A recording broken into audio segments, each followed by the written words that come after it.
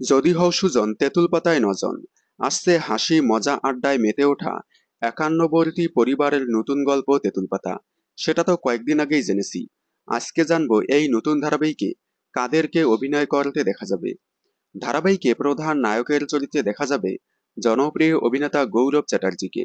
নায়িকার চরিত্রে দেখা যেতে পারে জনপ্রিয় অভিনেত্রী অনুলিমা হালদারকে। সেটা কয়েকদিন আগেই জেনেছি। এবার সংবাদ পত্রিকায় নতুন নাম উঠে আসলো। শোনা যাচ্ছে এই ধারাবাহিকে দেখা যেতে পারে জনপ্রিয় অভিনেত্রী ঋতব্রতা দেকে, যাকে সম্প্রতি শেষ হওয়া অষ্টমী ধারাবাহিকে দেখা গিয়েছিল। এখন দেখা যাক এই দুইজন নায়িকার মধ্যে কাকে গৌরবের বিপরীতে দেখা যায়। এছাড়াও পার্শ্ব চরিত্রে দেখা যাবে জনপ্রিয় অভিনেত্রী অনামিকা সাহা, সন্দীপ চক্রবর্তী, আবেরি সিংহ রায় এবং রোহিত মুখোপাধ্যায়কে।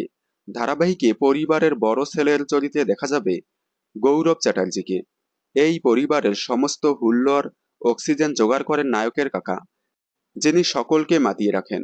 পরিবারের বিপদে আপদে তিনি এগিয়ে আসেন। পাড়ার ছোট ছোট ছেলেমেয়েদের সাথে নাটকে মজে থাকেন তিনি।